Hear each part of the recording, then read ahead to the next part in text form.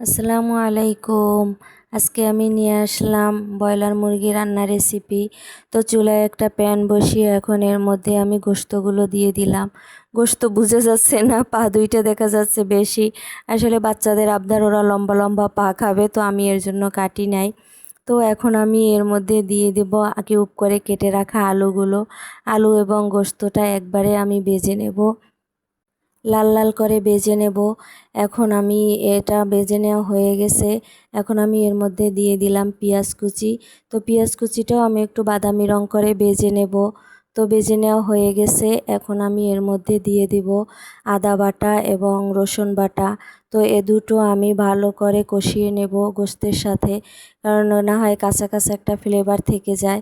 তো এখন আমি এর মধ্যে দিয়ে দিলাম গুঁড়ো মশলা, হলুদ গুঁড়া, মরিচ গুঁড়া, ধনিয়া গুঁড়া, দারচিনি, এলাচ, এগুলো সব একসাথে আমি দিয়ে দিলাম। তো এখন আমি এটা ভালোভাবে কষিয়ে নেব। ব্রয়লার মুরগি যতটা বেশি কষাবেন ততই মজা হবে, এর স্বাদ দ্বিগুণ বেড়ে যাবে। তো আমার কষানো হয়ে গেছে। এখন আমি এর মধ্যে দিয়ে দিব জল। জল দিয়ে আমি একটু নাড়াচাড়া করে এখন আমি এটা একটা ঢাকনা দিয়ে ঢেকে দেব কিছু সময়ের জন্য। সিদ্ধ হওয়ার আগ পর্যন্ত আমার ঢাকনা দিয়ে ঢেকে দেব। তো এখন আমি ঢাকনাটা উঠিয়ে নিচ্ছি। তো দেখি আমার গোস্তটা সিদ্ধ হয়েছে কিনা। দেখলাম যে না, আমার গোস্তটা সিদ্ধ হয়ে গেছে।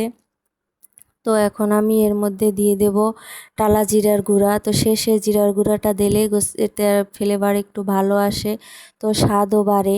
তো এখন আমি এটা রান্না করা কমপ্লিট। এখন আমি এটা উঠিয়ে নেব।